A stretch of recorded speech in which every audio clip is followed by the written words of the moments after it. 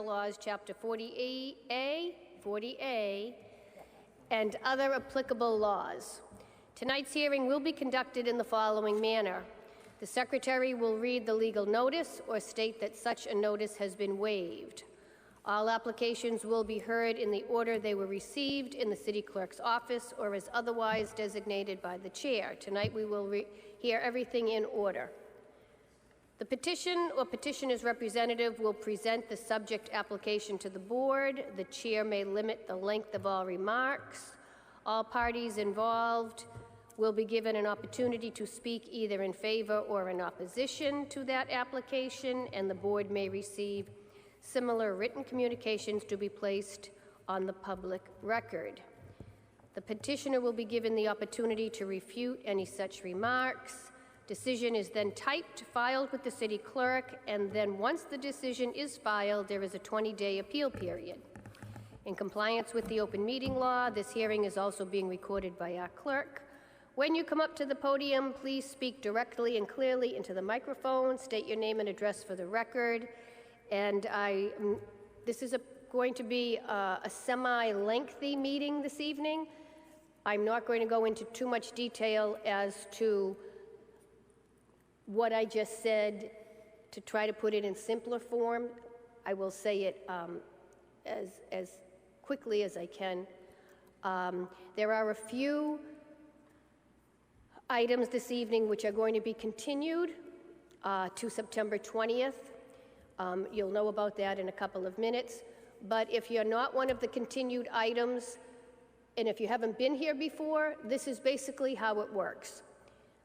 The secretary reads your application, and then you or your builder or your attorney come up to the podium, name and address for the record, and you state why you're here. You want a deck, you want a garage, you want whatever. And you state your reasons why, and then we look over. We've already looked over the application. We look it over again. We might ask you some questions. And then we ask if there's anybody in the audience that would like to speak in favor or in opposition. At that point, usually people that speak in opposition, you, your attorney, your builder, then get a chance to come back to the podium and discuss some of their concerns. The best way that I can tell you today, or if you happen to be continued, the best way to get anything done efficiently is to speak to your neighbors first, let them know what you plan to build and why, and get all that straightened out before you come before us. At that point, we take a vote, and then you either for or against, and then you get notification from our clerk, Ms. Carla McGrath, as to the rest of the proceedings. There are items this evening that will be continued. I'm going to call Attorney Kelty up in a minute. I just want to say, please shut your cell phones off. If you want to speak and you have an opportunity to speak, and then you sit back down and you want to speak again, that's fine, but please do not speak from your chair. And if in fact the first 5 people that got up to speak, let's say in opposition, have said everything you want to say, you don't have to repeat it. You can just come up, state your name and address for the record, and say, I agree with the prior 5 neighbors. We also want to keep to the subject. We're here for dimensional relief. We're not here to listen to any neighborhood jargon, radio's too loud, leaves falling in your pool, or whatever. So those are just a few minor details I'd like to set forth tonight. At this point in time, Attorney Kelty, could you please come up and ask what you want to ask for your continuances?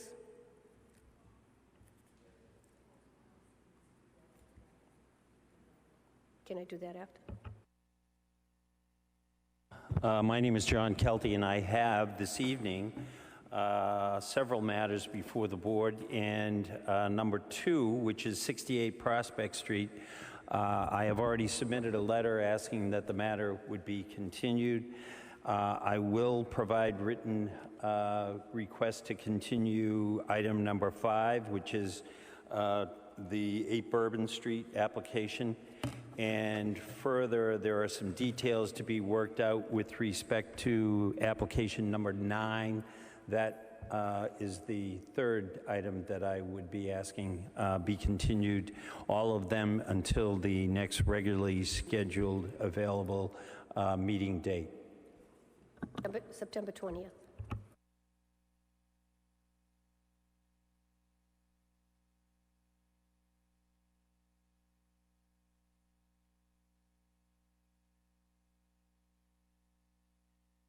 Motion to accept the continuances. Second. All in favor? Aye. Any opposed? Okay. Those that were just mentioned by Attorney Kelty will be heard September 20th.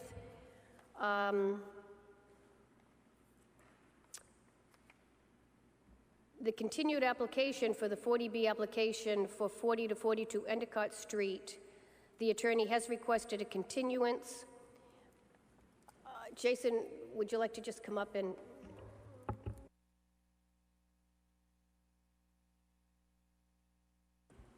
Good evening, members of the board. My name is Jason Panos, practicing law at 246 Andover Street. I have on the agenda tonight a matter for a comprehensive permit at 4042 Endicott Street. On July 15th, I transmitted email correspondence requesting a continuance of that matter to your next special or regularly scheduled meeting. Are you intending to put this in with your regular agenda, or are you going to do September it? 20th. September 20th. Excellent. Thank you. Are you going to? Motion to accept the request for continuance to September 20th. Second. All in favor? Aye. Any opposed? Okay, Thank you. thank you. So if you are here for Endicott Street, that will not be heard tonight. That will be heard September 20th. If you're here for any of the others that Mr. Kelty had said, okay. So now we are going on to 1, the continued application of Mr. and Mrs. Rochon, care of Julia Meridian.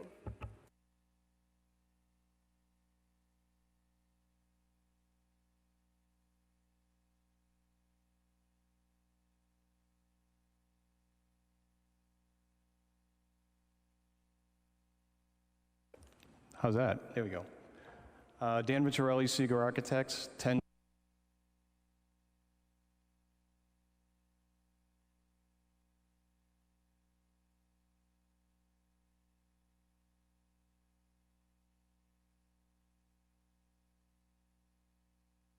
That's all right, we can fix it. Okay, there we go. We're here before you with the applicant Mark and Donna Rochon, just to go through some changes that the board requested last time, and I'll have Julia just reflect, just tell you what those changes were. We've greatly reduced the garage addition, so we hope this is satisfactory to the board. Julia, you want to run through those? So as you remember, we're asking for dimensional relief to the side setback. It is the same relief that we were looking for in a previous meeting. What we have changed here is we have removed the 16-foot 3 by 11-foot section that was bumping out in the rear, and we have made the garage 28 feet where it was 31 feet before, so we brought it back 3 feet on the side of the property line where we were looking for relief. We have reduced the square feet from 1,050 square feet to 790 square feet, so a reduction of 260 square feet. So as you can see, it's now squared off. We've brought it back and reduced the size, and it's the same dimensional relief as we were looking for before.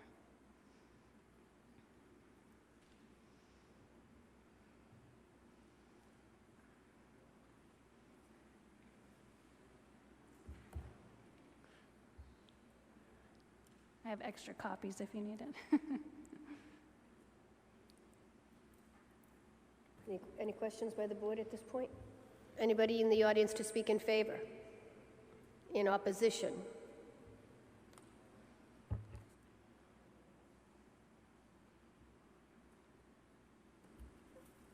motion to close the public hearing. Motion to approve. Roll call vote. Yes. Yes. Yes. Yes. Yes, you have been approved. Thank you very much for making those changes. It worked out for you. Thank you very much.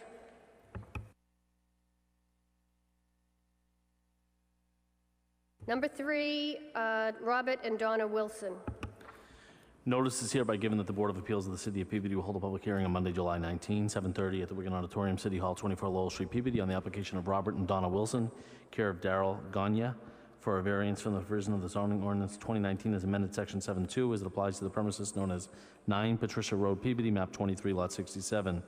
Petitioner seeks a variance for an attached garage and seeks relief to the front yard setback where 25 feet is required and 17 feet is proposed. Property is located in R1 zoning district. The application and plan are available to the public and can be viewed by contacting Carl McGrath at carlo.mcgrath@peabodymass.gov or 978-538-5792 in advance and prior to the public hearing. The agenda for this meeting will be posted on the City of Peabody website, www.peabodymass.gov. Before we begin, I need a motion to accept the Conservation Commission and Wetlands and Land Management correspondence. So moved. Favor? Aye. Okay. Hi, I'm Darrell Gagne. I'm here for Robert and Donna Wilson for 9 Patricia Road, a proposed 2-car attached garage. We have an 18-foot setback, required is 25. Again, like you already said, we had satisfied the Conservation Commission, and we're placing the garage there because the existing driveway is there, and it will be aesthetically pleasing to the building. And we're just hoping you pass it so we can move forward.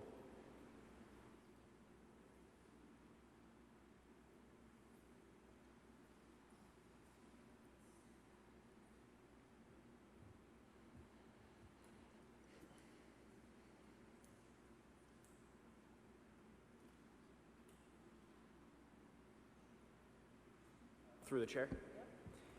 Is there anything proposed to go on top of this garage, like on the second floor? Okay.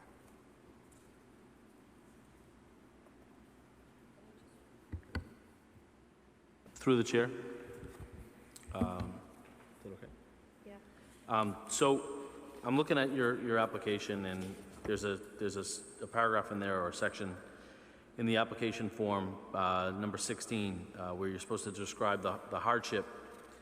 And you know, if you've ever been to a zoning meeting or listened to our zoning meetings before, we do beat this to a dead horse, but it is a requirement that you have that you meet the hardship requirement or substantial hardship for a variance. I'm looking at your plot plan, and I think you do, because clearly you live on, this is a corner lot.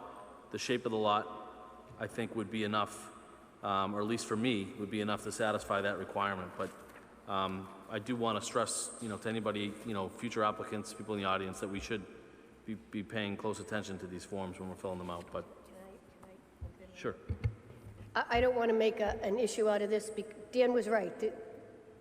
There is a hardship.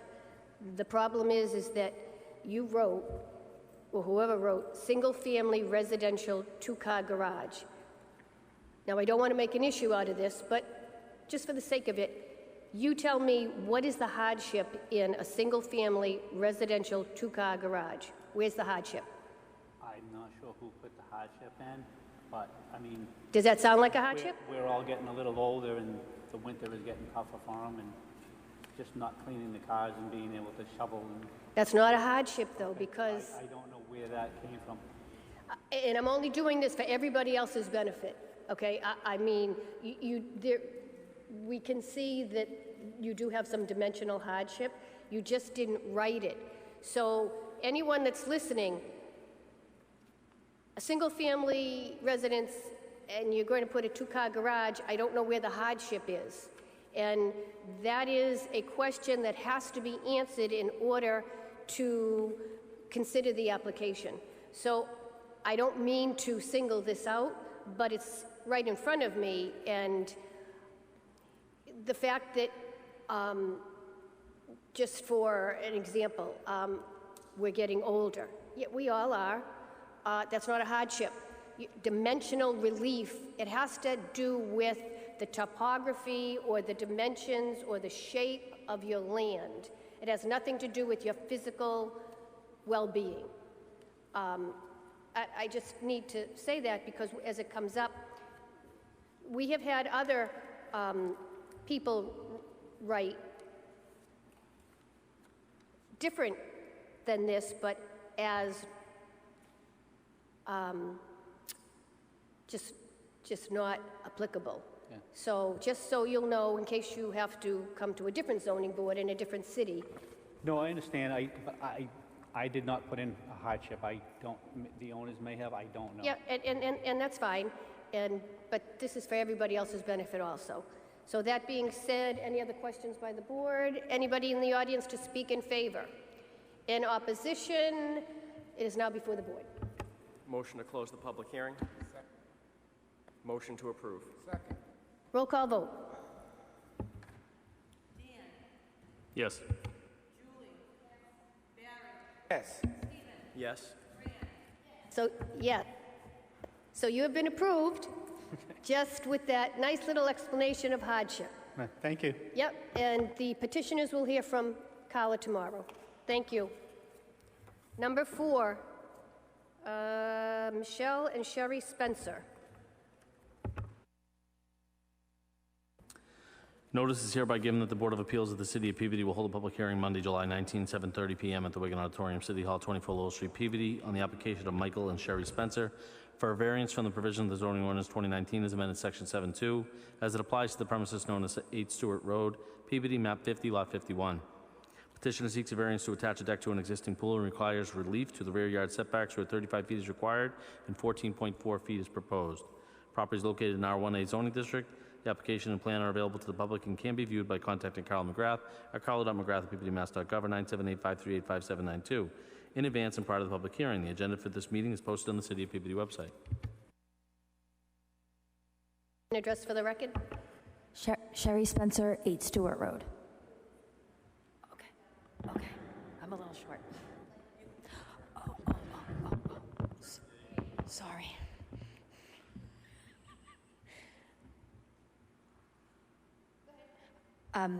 We are asking to attach the deck to our pool, from our house to our pool, which, because the pool is already there, only allows for 14 feet from the back of the pool to the property line, so we now need relief in the rear yard setback. Please. I did speak to the abutters. I got to 4 of them, and they all did sign a sheet saying that they don't oppose to the build. By attaching to our house, we're not going to encroach on their property any further. It would just be connecting the pool to the house. Sorry.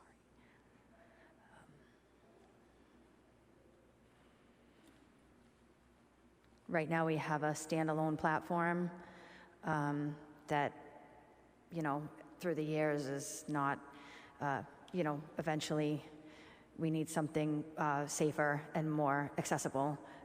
We will have 3 gates. As the deck is being built, as you can see, there will be 3 entrances, which will all be locked gates, as well as part of the building plan, we will be putting a alarm on a sliding door, which would be the only other access. That's wonderful. That's what I was going to ask you. Oh, okay. Yes, that's part of the builder's plan to do that. Good. Questions? Comments? Anybody in the audience to speak in favor? In opposition? Hearing none, the matter is before the board. Motion to close the public hearing. Motion to approve. Call vote, please. Yes. Yes. Yes. Yes, you are approved. Thank you very much. Number 5 has been continued. We're now on to number 6, Anthony and Sue Vasallo. Notice is hereby given that the Board of Appeals of the City of Peabody will hold a public hearing Monday, July 19, 7:30 p.m. at the Wigan Auditorium, City Hall, 24 Lowell Street, Peabody, on the application of Anthony and Sue Vasallo for a variance from the provision of the zoning ordinance 2019 as amended Section 7.2 as it applies to the premises known as 43 Fairview Ave, Peabody, Mass., map 120, lot 111. Petitioner seeks a variance to construct an addition and requires relief to the lot coverage where 30% is allowed and 36.6% is proposed. Side yard where 15 feet is required and 6.3 feet is proposed. Property is located in an R1A zoning district.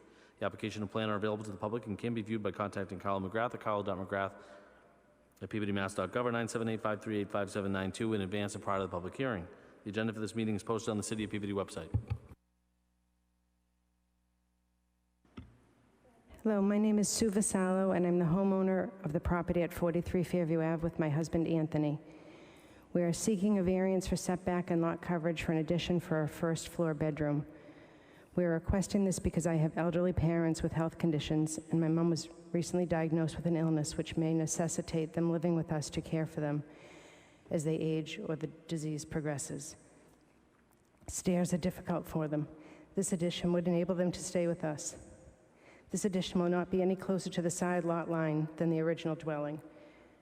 The direct abutter to the side is not opposed, and her letter of support is in your packet, I believe. You don't have to be so nervous.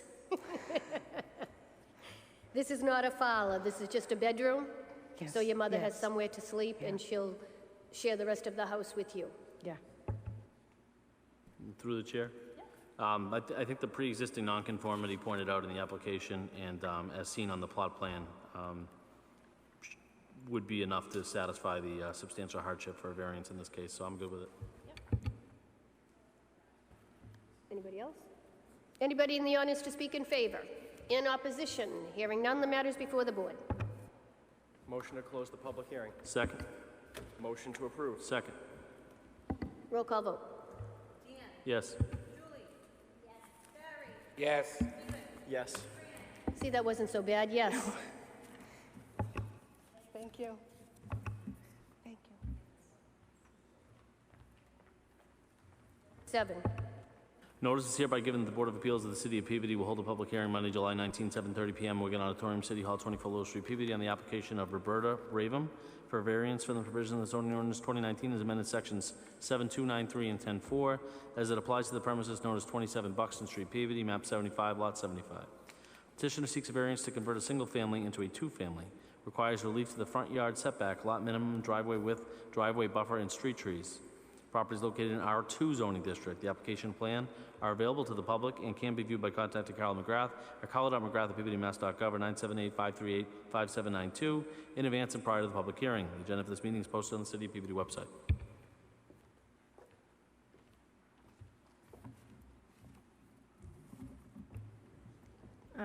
Good evening. My name is Roberta Bravin. I'm the owner of 27 Buxton Street. This is my daughter, Anna Clara. I'm just seeking... A little bit more into the microphone, please. All right. I'm sorry. I'm just seeking here to convert a single-family home to a multifamily, two-family property. It's not looking to change it, like add an addition. It would be just like the inside, plan of the property. It is currently a single-family property with 5 bedrooms, 2.5 stores, and I was looking to do like a two-family, like a condo, 2 apartments. I'm sorry, first floor and then second and third floor. So, let's see. You are,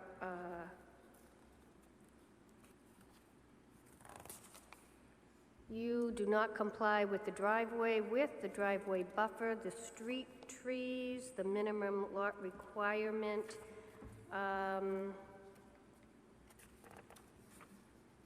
Who actually owns the house? Do you own the house? I own myself and my husband. And do you live there? We don't live there. The house is not like I really need some renovation. I'm sorry. I don't live it in Peabody. I live it in Danvers. So who lives in the house now? It's nobody really live in a house right now. My father was there for a little bit, but then it's like the property really needs some, like, renovation, So nobody lives in the house now, and you want to make it a two-family, why? My daughter, she's in college now. She goes to Boston, and this was something that will be for her future. She will be living in one apartment and then having the other one of some income to help her on the loans, and- Okay, so it doesn't look like there are two-family houses on this street, is that correct? It is 2 family houses on the street. There are two-family houses on the street? They are.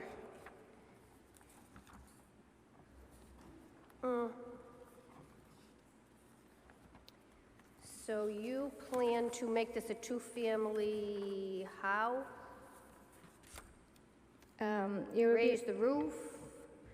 It would be just like making a dorm on the roof. It is existing there, like 2 bedrooms up there. It would be just to, make more space on the bedrooms and, have a bathroom maybe. But it will be like a first floor on one apartment and then a second and third floor another apartment. So this is a very small lot. I don't see a hardship. I don't really see that this would conform to the entire neighborhood. I don't see any reason to approve this at this point in time, but I can hear from other members of the board. Just through the chair, have you spoken to any contractors about this project? Not really. My stepfather, he's a contractor in the town, and I spoke with him. I had a friend of mine that she draw, the, how do you call? The layout, and gave me dimensions, just to say that it will be possible and it will be like, enough space to do, but, not really like outside contractors. Okay, only reason why I bring it up is just because it seems like it'd be a very expensive construction project to convert this from a single family to a two-family. I mean, you're talking, you'd have to be partitioning walls, potentially adding a second kitchen, obviously would need a second kitchen. It seems like I don't know how much that would cost, but given the way construction is costing nowadays, it could be cost prohibitive. So you might, it's noble what you're looking to do, but you might be putting the cart before the horse here. And I think you might be getting yourself into potentially a very expensive project. Yeah, unfortunately, we know that the prices went pretty high after the pandemic too, and everything on the construction side. I just heard about it, but this is something that was not like we were looking to have, anything right now, but it will be more in the future. And then again, this is what we've been trying. I have like 2 kids. We have like 2 kids, and we're trying to, do something for our future, like myself and my husband, and for the kids as well. I know that will be pretty expensive, but it's something that it will help her to, just building her life.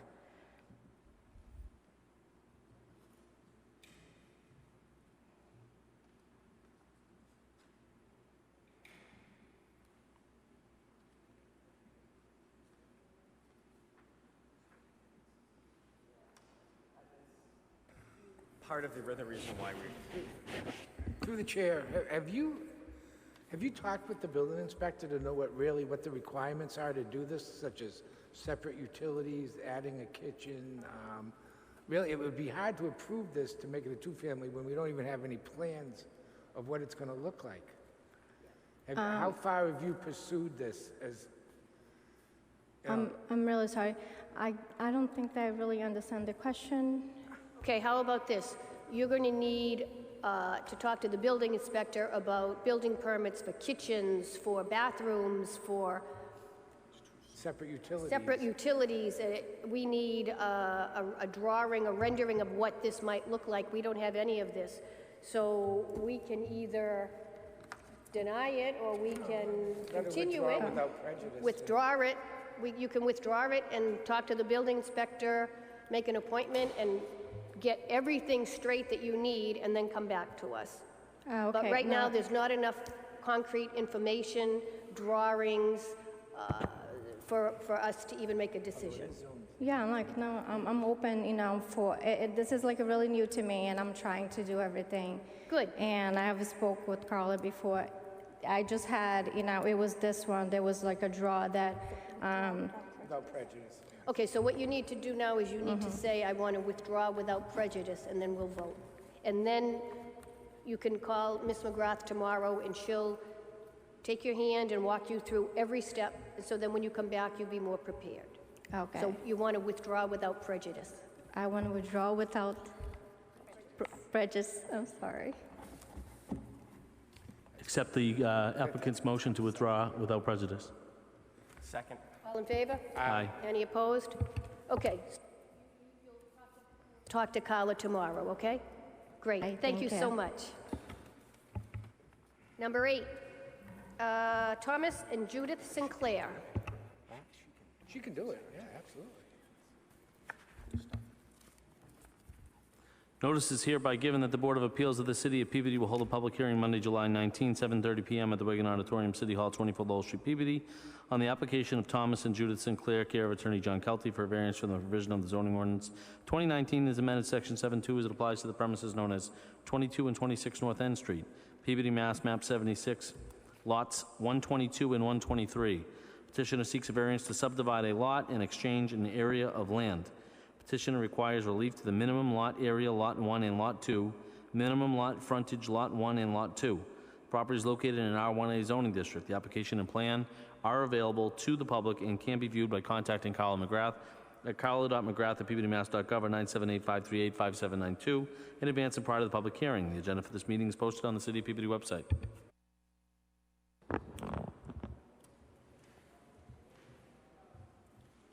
Thank you, members of the board. My name is John Kelty. I'm an attorney. I have offices at 40 Lowell Street here in Peabody, Mass.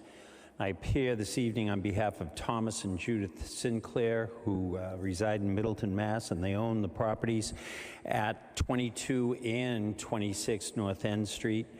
This is a variance to change the shape and utilization of 2 lots.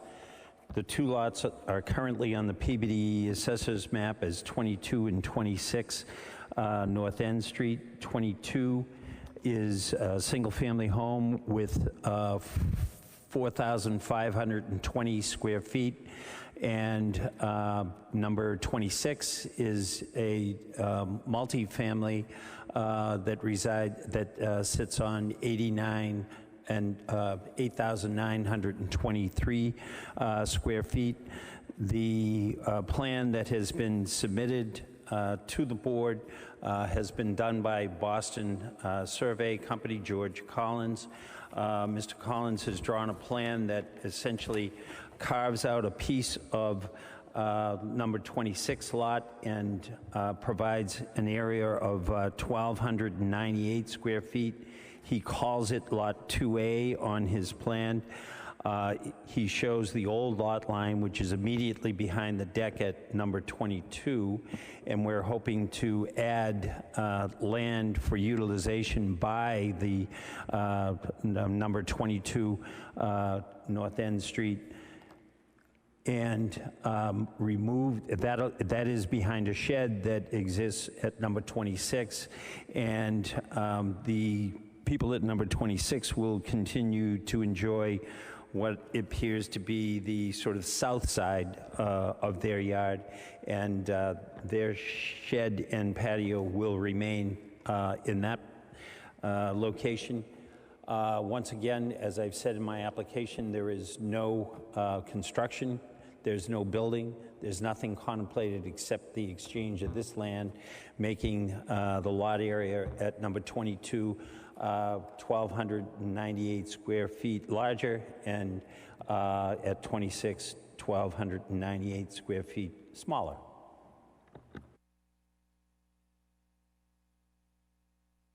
Not a bad deal. Questions? Comments? Anybody in the audience to speak in favor? In opposition? Hearing none, the matter is before the board. We need... Read a letter in opposition. Mr. Sanzabar, here is the letter for you to read, please.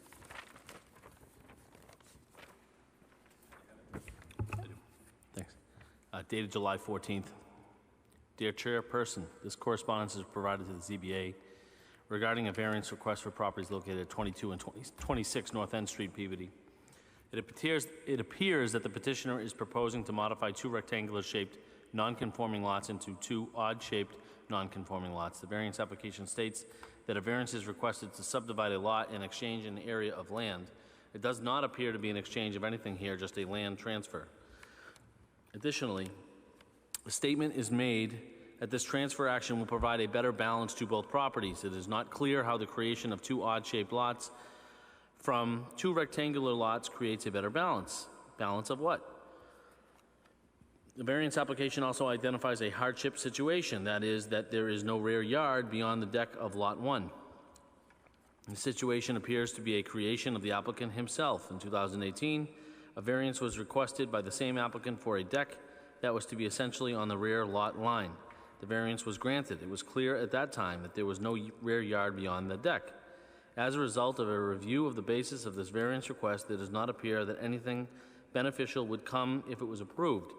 What will result is two odd-shaped, more non-conforming lots from an aesthetics position and a variance for a situation that was created by a variance. This request should not be granted. I believe it says Randolph Blunt, but I don't see an address for Mr. Blunt.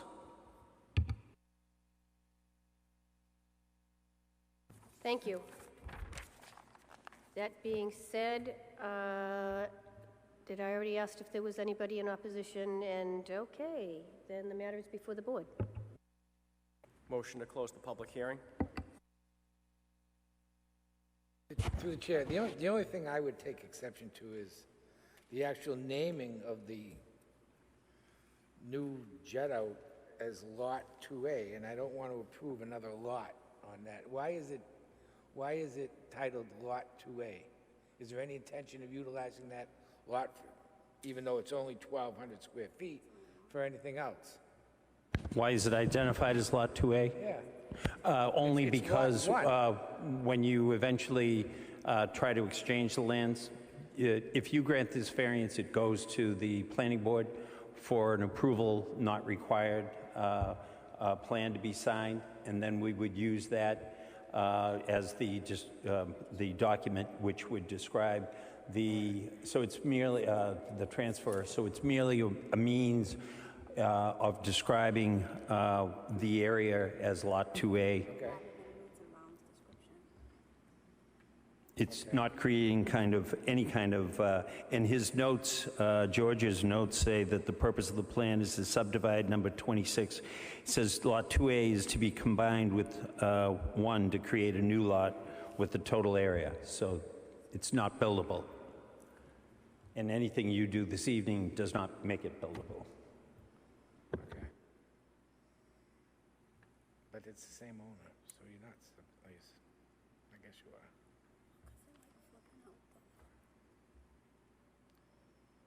Okay, all right. Motion to close the public hearing. Second. Motion to approve. Roll call vote. Nobody seconded the most. Yes. Yes. Yes? Yes. Yes, you've been approved. You'll hear from Ms. McGrath tomorrow. Thank you very much. Only because it makes sense.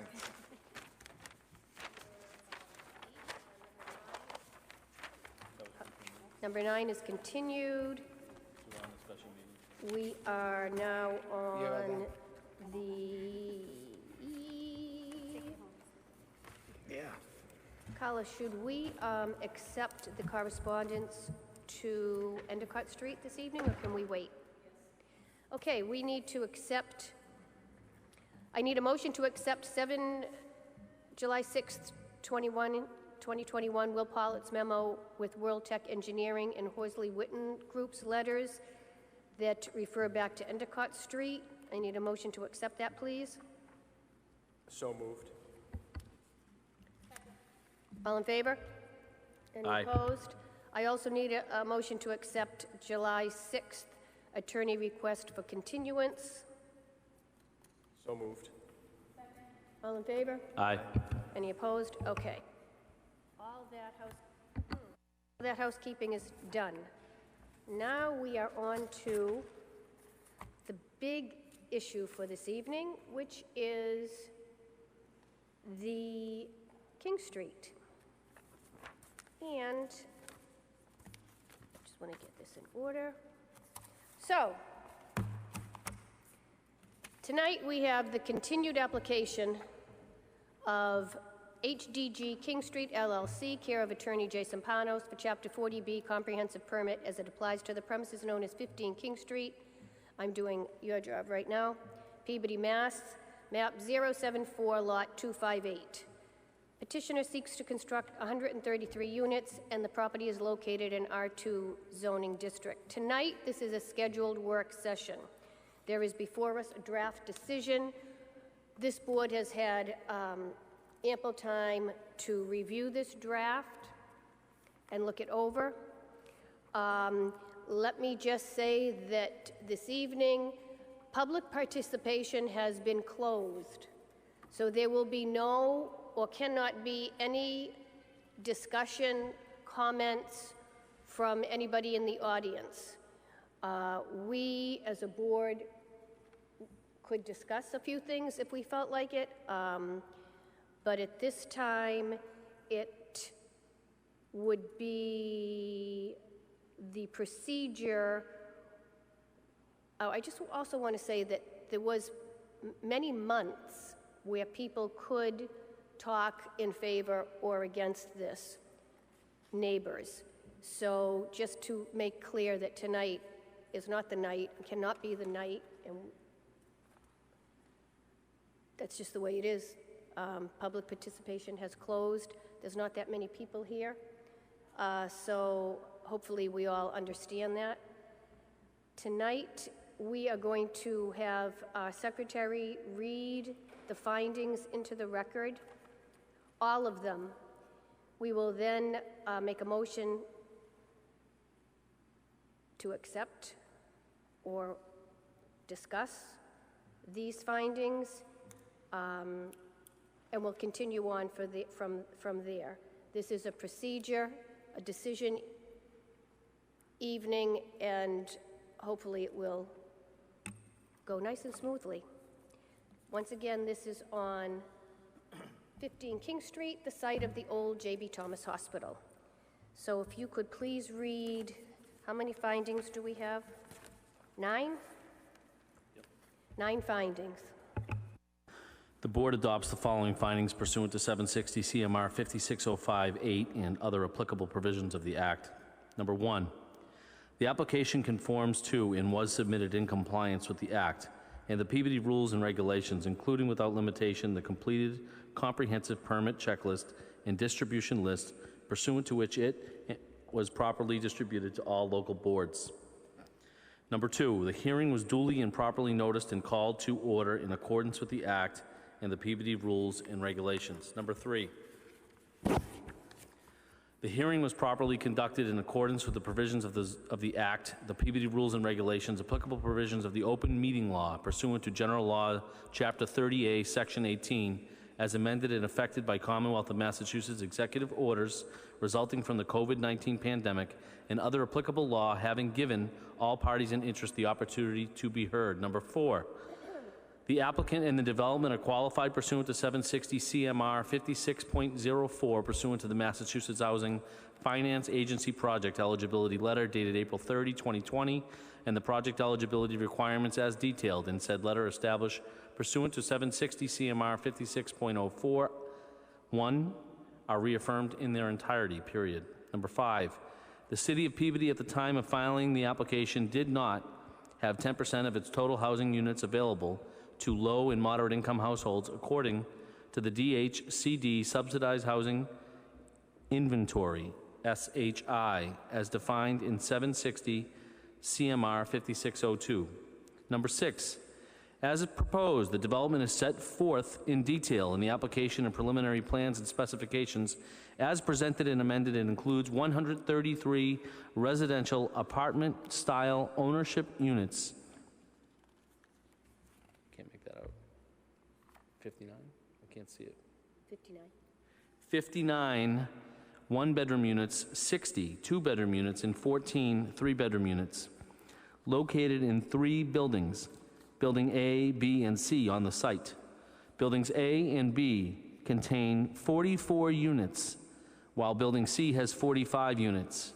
Each of the 3 buildings will be identical in size and shape except for Building C, which has an underground garage. There are 7 accessible apartment units proposed.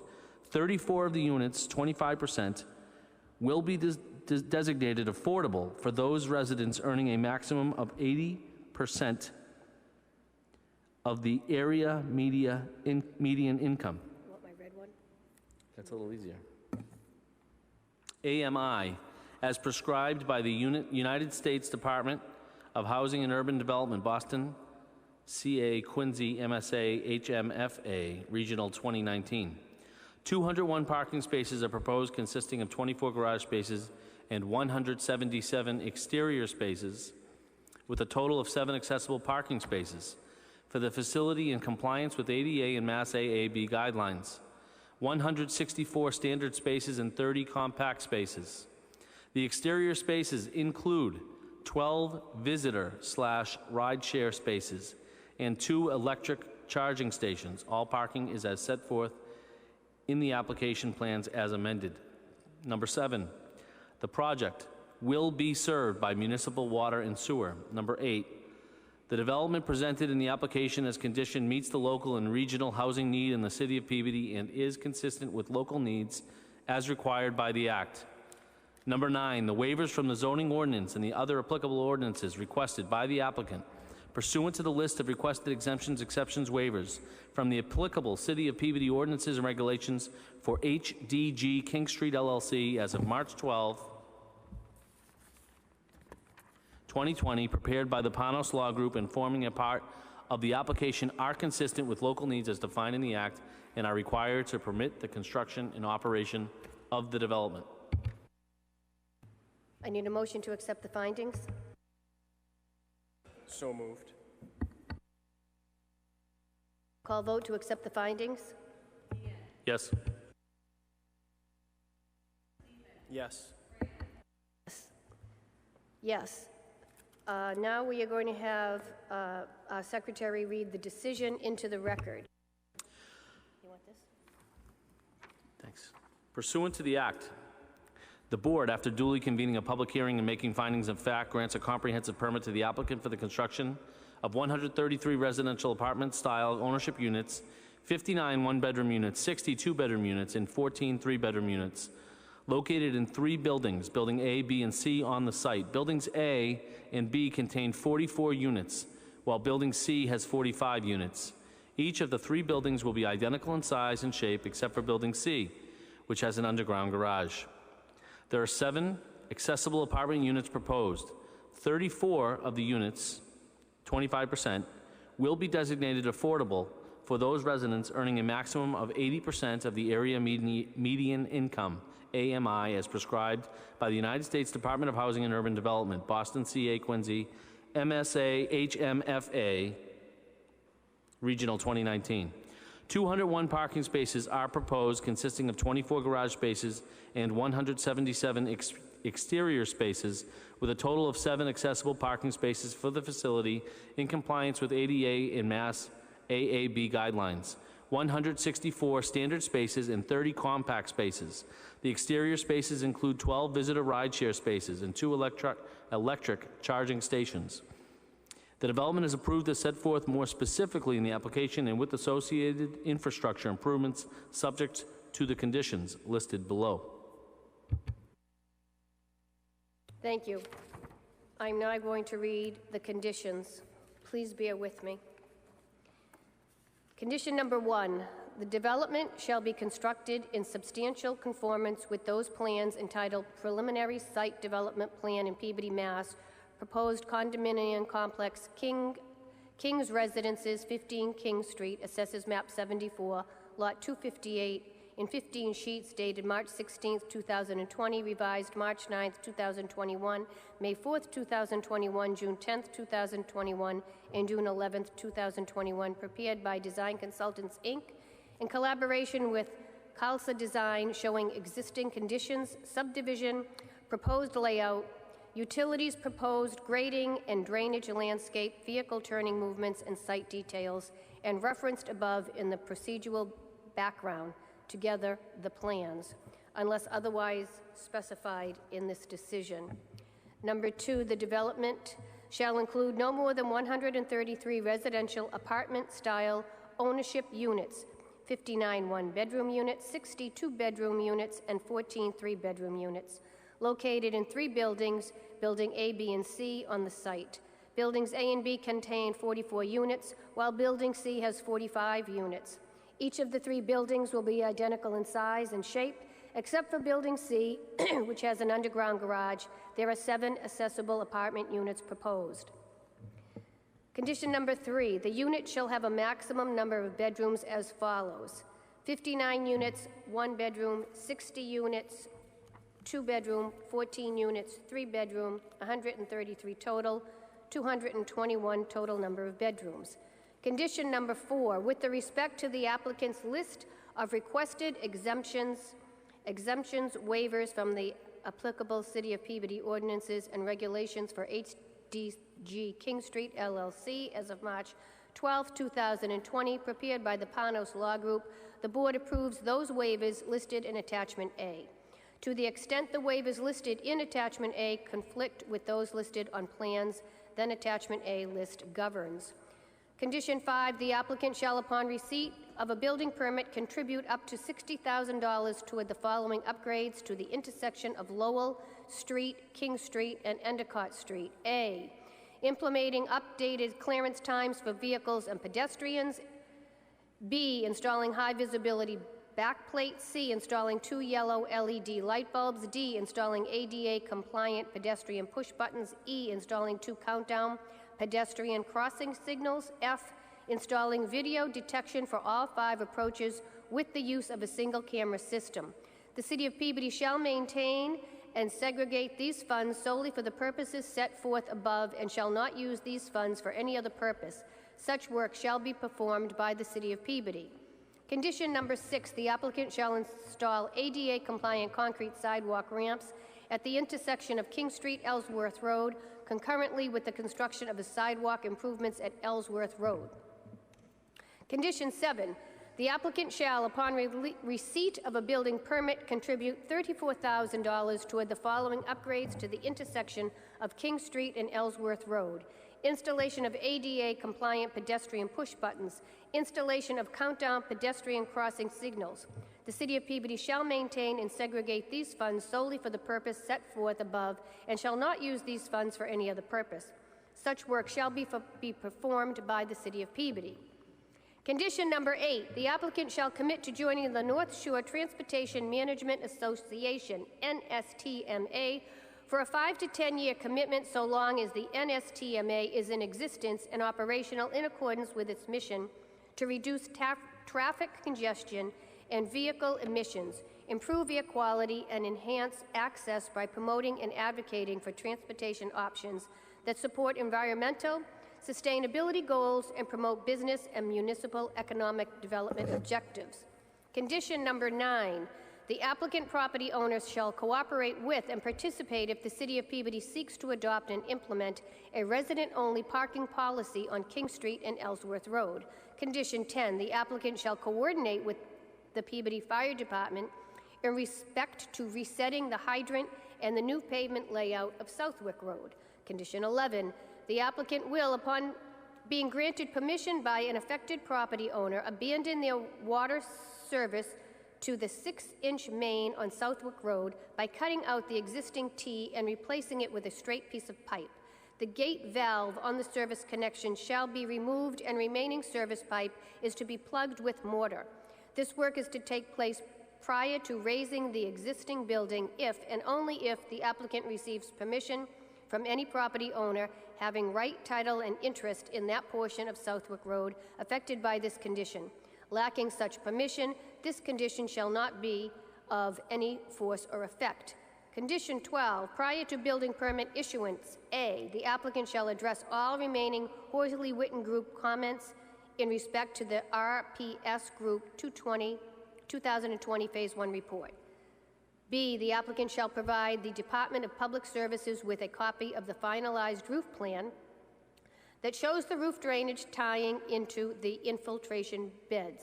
Housing, condition 13, 25% of the units totaling 34 units shall be reserved for a minimum of 30 years and qualifying for subsidized housing inventory for rental and occupancy by households earning at or below 80% of the AMI adjusted for household size as defined by the U.S. Department of Housing and Urban Development pursuant to Section 3 of 42 U.S.C. 1437, the Housing Act of 1937, Boston to CA to Quincy, MSA/HMFA Regional 2019 Affordable Units. 14, in accordance with the guidelines GLC 40B Comprehensive Permit Project Subsidized Housing Inventory, and to the extent allowed by law, Mass Department of Housing and Community Development preference for renting up to 70% of the affordable unit shall be given to residents of the City of Peabody, for which this purpose is defined as anyone currently living in the city at the time of application to rent a unit, employees of businesses located in the city, city employees or households with children attending school in the Peabody School District. Subject to approval by the DHCD, the applicant or its duly qualified designees shall manage the lottery to select tenants, the lottery agent. The applicant shall bear all lottery agent costs. The applicant retains the responsibility to ensure that the lottery complies with all legal requirements. Condition 15, if the lottery or determining who may rent an affordable unit is won by a person or persons with disabilities, the applicant shall make an accessible affordable unit available to that person. Architecture, condition 16. The building and units in the building shall substantially conform to the preliminary conceptual design drawings, floor plans, exterior renderings, and elevations for the buildings prepared by Khalsa Design in 29 sheets dated March 20th, 2020, revised June 14th, 2021, the design plans.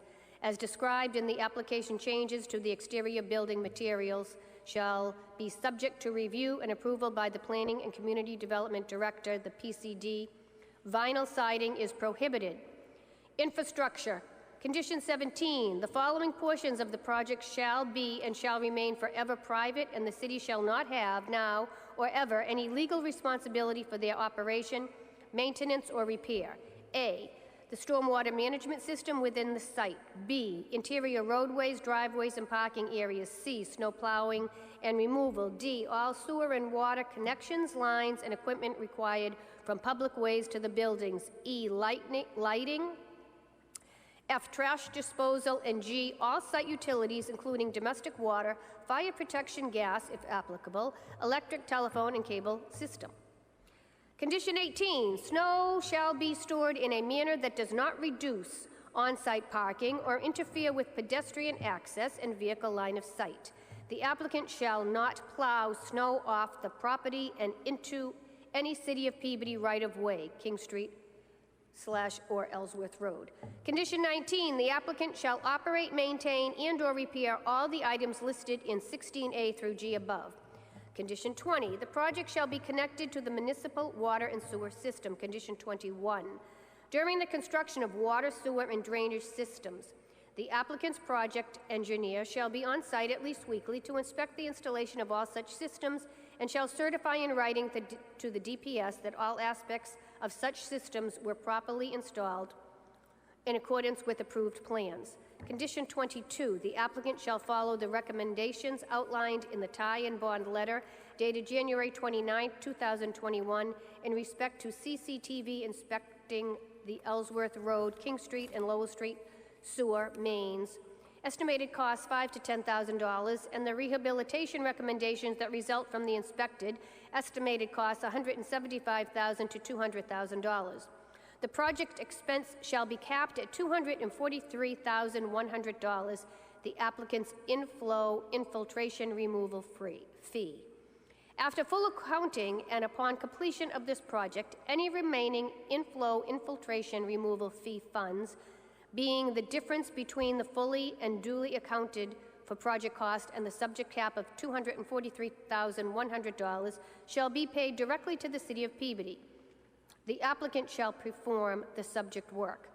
Condition 23, in respect to the 2 on-site infiltration areas shown on the plans, A, all fill material is to be removed from under infiltration area number 1 as shown on the plans and replaced with Title V approved sand.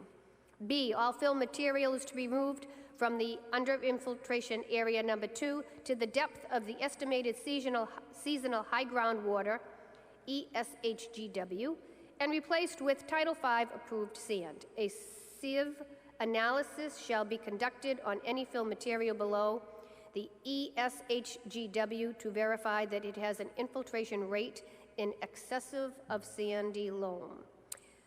C, a bed bottom inspection of the 2 infiltration beds shall be conducted by the applicant's licensed soil evaluator in this department. This inspection shall take place prior to the installation of any stone within the infiltration beds. D, the area of the infiltration beds are not to be used for stockpiling, temporary sedimentation basins, or any other activities that may negatively impact their ability to properly operate in the future. Condition 24, drain manholes, DMH2 and DMH5, as shown on the plans, shall be water quality inlet structures. Condition 25, applicant shall perform a CCTV inspection of the stormwater drainage system on Southwick prior to tie-in of any on-site stormwater management appurtenances, there's a new one, to the Southwick stormwater system. Any deficiencies found during this inspection process shall be repaired in a manner permitting such tie-in. Condition 26, the applicant property owner shall mail proof of inspections and cleaning of the stormwater management system as shown on the plans to the Public Services Department, care of the environmental engineer, 50 Farm Ave, Peabody, Mass. 01960 by October 31st of every year, and is to retain a copy for themselves. Pre-constructive review, condition 27. Prior to issuance of a building permit, the applicant shall, A, engage in and complete at the applicant's cost and expense third-party review of all the building plans, as such review is directed by the City Inspectional Services Department Commissioner, limited to issues regarding the Building Code 780 CMR and the Fire Code 527 CMR 1.00 at section as adopted in the Commonwealth of Massachusetts, and review of the department according to such other applicable state and federal, but not municipal statutes, laws, codes, and regulations related to the construction of the development. Such third-party review shall be conducted in a manner similar to that required by other like-sized market-rate housing developments in the City of Peabody. Unless required by applicable state law, such reviews shall not result in alteration of variance of the plans or design plans. B, demonstrate to the building commissioner that all plans have been approved by the PCD in accordance with the original submission as amended. C, initiate and participate in a pre-constructive construction meeting to discuss the proposed construction schedule with its contractor and the city, including but not limited to the building, engineering, police, fire, health, and community development departments, so long as such does not result in any variation or alteration of this decision. D, demonstrate that all required local and state approvals and permits have been obtained, and demonstrate that it has obtained final approval from the Mass Housing pursuant to 760 CMR 5.56.04 in parentheses 7. E, provide a performance guarantee in an amount set by the city engineer, which guarantee shall be posted to ensure completion of the infrastructure as listed below, in accordance with the plans. The guarantee shall be in a form acceptable to the PCD and substantially similar charge to market-rate housing development in the City of Peabody, and with input from the city engineer. Items covered by the performance guarantee may include, but shall not be limited to, as-built drawings, sewers and utilities, roadway construction and maintenance, erosion control, site screening and street trees, drainage facilities, stormwater management system facilities, site restoration, final site cleanup. The performance guarantee will be reduced from time to time as work progresses and released upon approval by the city engineer. Construction. Condition 28. During construction, the applicant shall conform to all state and federal laws regarding noise, vibration, dust, and blocking of any roads.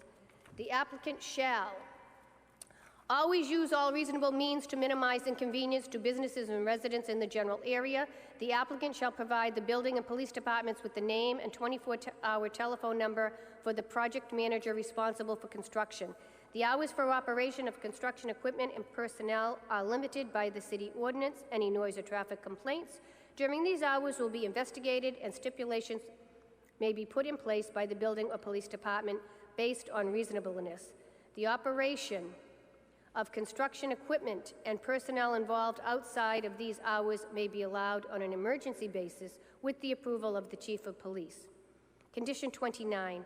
Application shall ensure that no erosion from the site of construction occurs which will cause deposition of soil or sediment upon adjacent properties or public ways, except as normally ancillary to off-site utility construction or other off-site roadway construction. In the event of any off-site erosion or deposition, the applicant shall be given written notice and 10 days to cure said condition. Condition 30. To reduce noise levels, the applicant shall keep in optimum working order through regular maintenance and any and all equipment that shall emanate sounds from the structures or the project site. Condition 31, during construction, applicant shall provide the building commissioner with monthly report outlining the status of the project. Condition 32, at least 14 days prior to commencing land disturbance activities, the applicant shall provide copies of the following documents to the city. A, stormwater pollution prevention plan. B, signed operation and maintenance plan. And C, signed illicit discharge statement. Condition 33. Construction upon the site in accordance with the plans and design plans may be completed in phases substantially in accordance with the phasing schedule referenced in the application. Pre-occupancy permit review. Condition 34. Prior to issuance of the certificate of occupancy for the final building, the applicant shall submit an as-built plan stamped by a registered professional engineer in Massachusetts that shows all construction, including stormwater mitigation trenches and the inverts of all subsurface drainage structures and other pertinent site features. This as-built plan shall be submitted to the city engineer and the building commissioner for approval and must be provided in a digital format as well as paper form. The applicant shall also submit a letter from the project architect and engineer stating that the building, landscaping, and site layout comply with the plans as substantially approved by the board. General. Condition 35. The provisions of this comprehensive permit shall be binding upon the heirs, successors, and assigns of the applicant, and the obligations shall run with the land. Condition 36. The applicant shall pay the costs of all inspections as may be required and similar to those charged for similar market rate housing developments to ensure compliance with the conditions listed herein. Condition 37. If any part of this decision is for any reason held invalid or unenforceable, such invalidity or unenforceability shall not affect the validity of any other portion of this decision. Condition 38. The board or its designee shall retain jurisdiction over the project to ensure compliance with the terms and conditions of this decision. Condition 39. Upon execution by the members of this board, the clerk of the board is directed to file this decision with the city clerk and send a copy to the applicant by certified mail, return receipt requested. Condition 40.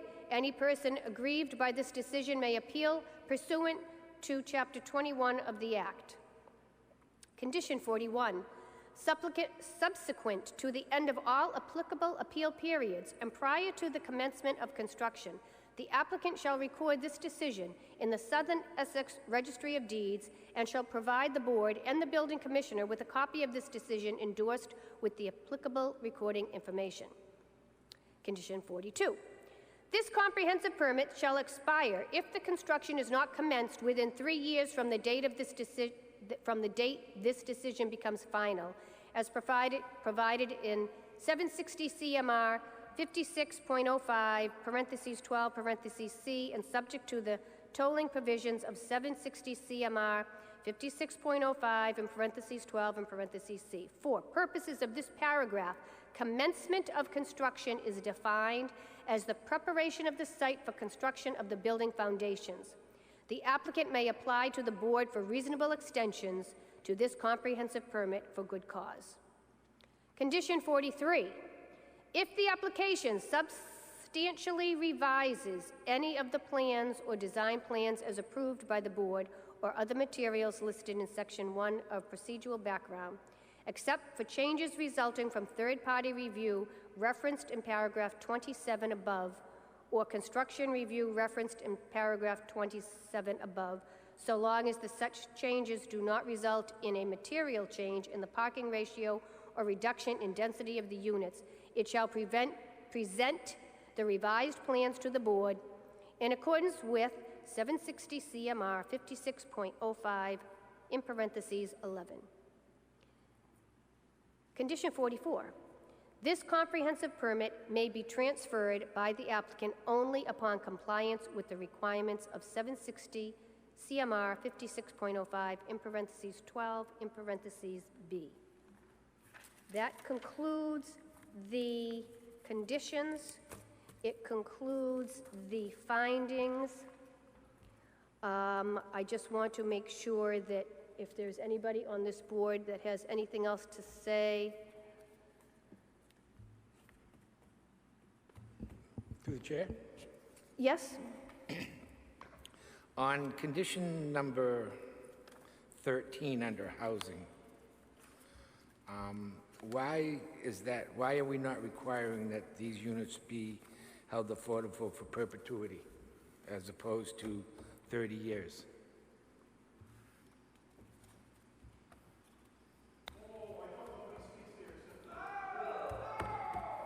No. Excuse me. We do not hear from people in the audience. What we hear from is the board and the attorney to answer that. Now,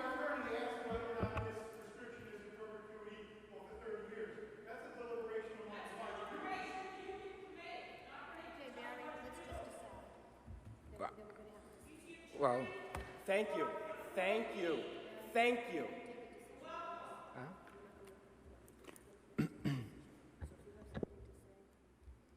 all right, okay, I'll just say, okay. Okay, then I won't ask the question, I just would rather had this been to perpetuity. And as a matter of, as condition 14, I believe there's a typo there, for which purpose is defined for the application to rent a unit. I believe these are owner-occupied units, so who would be renting a unit?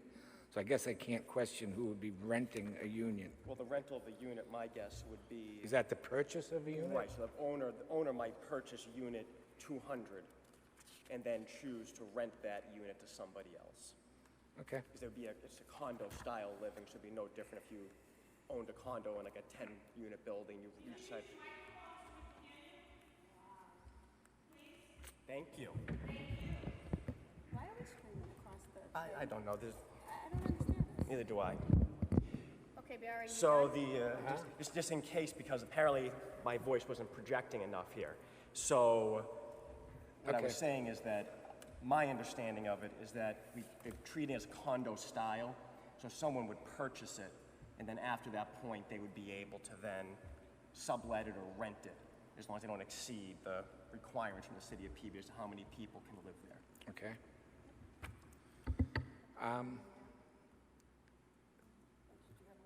Well, no, did you want to open it up for discussion, or did you not want to? No, I mean, I don't have anything to discuss. I got some comments I'd like to make, but, okay. All right, okay, first of all, I do think that a lot of work was done in this. I just want to express my displeasure as to very early in the process, I was questioning the density of this project, and I think we were having very good conversation as to everything that was going on, and my only question was, you know, I think everything that's happening is great, but personally I think we need to discuss the density, and I was told that it was not the time to horse trade for density, and that's fine, as we kept the project going, but we never got there. I just don't understand why it never got to being discussing density, all right? And I'm really torn on voting on this thing because I really believe that something needs to happen at that site because it's just going to get worse. It's just going to be an eyesore, and it's going to continue to be an eyesore, and it's going to become a worse eyesore unless something happens, all right? But I really, my own personal feeling is that at this number of units, it's too dense. There's just too many units that we're trying to. Every concern that we brought in concerned no room for us to do certain, no room for parking. We had to really bend over backwards. You know, I wish I had a nickel for everybody who says, what's a half of a parking space? And I really had a hard time explaining that, all right? We talked about safety, about fire trucks getting in, and, you know, and I will say this, they did get responses from the city department heads, all right? But I'm the one that has to live with myself by my vote. And to say that, you know, the turning radius will fit the city's biggest fire truck, well, that's great. But this city has three-tier response. You're not going to just get the city's biggest fire truck if something should happen up there. You're going to get maybe one.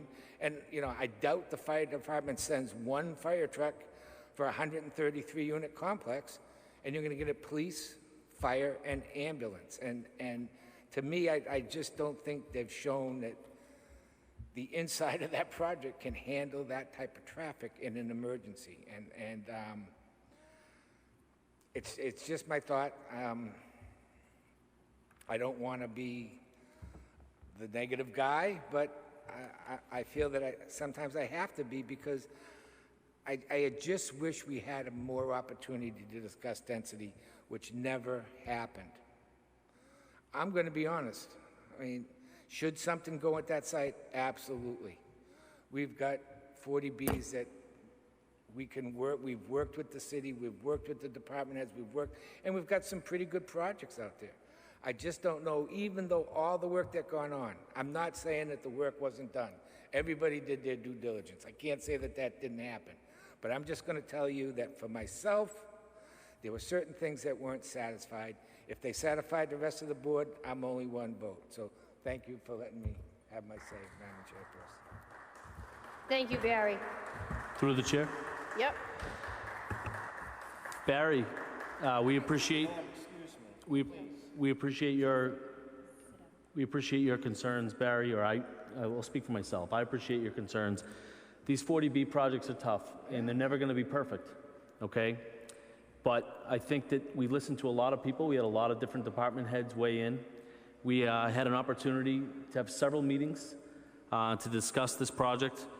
In fact, we've got 44 conditions that we're placing on this project, and I think that should be, we shouldn't lose sight of the fact that we're putting 44 conditions on this project, and if we were to outright reject this project, that they can appeal and they can get what they want, and they don't have to do any of these conditions. So I think if we were to, you know, I just want to point out that if we were to vote no on this, there's a chance that it has 0 conditions.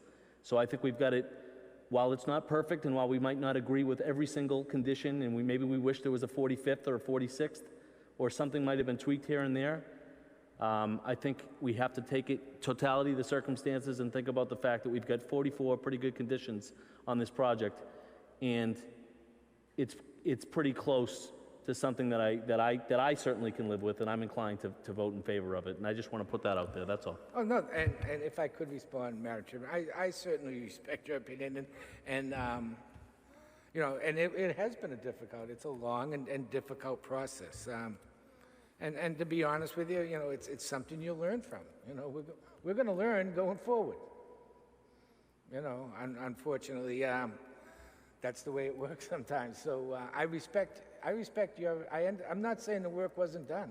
I understand the work was done. Okay, I was just expressing what my disappointment was, and like I said, something's got to go there. I mean, I live in Ward 1, and I look at that L. Fine building every day. I drive right by it. It's right by my house, and it's going to get worse and worse and worse. And that's what's going to happen at the hospital site if something's not put there.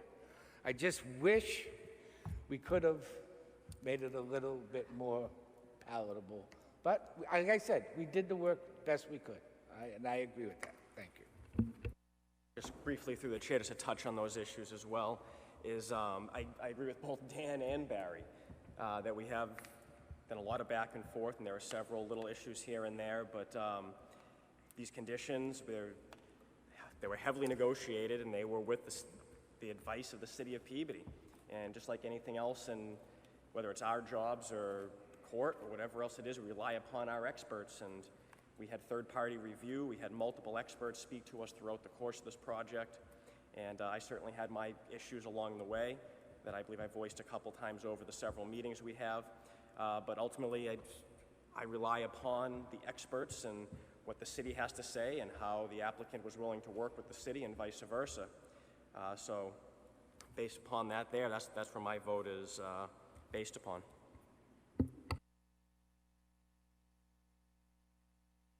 Okay. So through the chair, I would just have to go along with everybody as well tonight. We've agonized over this for months and months and months. I think we've had many professionals go over in detail. I think as Steve said and Dan said and Barry said, there were things that we did not approve, but we got further details on that.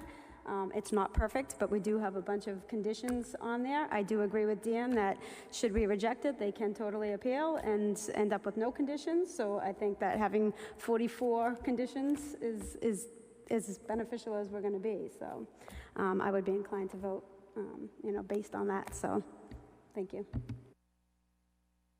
Okay, let me just check something here. 25. Okay, let me just make a little adjustment on under housing, 13, 14, and 15 conditions. I believe it says rent, and it should say own. Let me just, I made some notes here myself. Yeah. And I should have said that as I was reading it, but, there were 44 to read. So in paragraphs 13, 14, and 15, there is a typo, and it should say own, not rent. Just for the record. That being said, are there any other comments by the board? I think we've all weighed in at this point in time. So I need a motion to approve the decision as it was read by our secretary. Motion to approve the decision. 1 second, sorry, but subject to the modifications Yes. that you just read? Right. Okay. You want to make that in full? Okay. Motion to accept the decision, including the modifications from Ms. Gallucci. Second. Roll call vote, please. Yes. Yes. Yes. Yes, this 40B has been approved as presented this evening. The board members will need to sign this decision by Thursday. Please get in contact with Ms. McGrath to make arrangements for that. At this point in time, I need a motion to approve the meeting minutes for July 14th and July 21. So moved. Second. All in favor? Aye. Any opposed? A motion to accept Commissioner Talarico's correspondence. So moved. Second. All in favor? Any opposed? Motion to approve the revised ZBA application fees. So moved. Second. All in favor? Aye. Any opposed? Okay. And the next meeting will be July 26th, the special ZBA meeting on 40 Oak Street, 40B. And our next meeting is September 20th. I need a motion to adjourn. Motion to adjourn. Second. There it is. Thank you.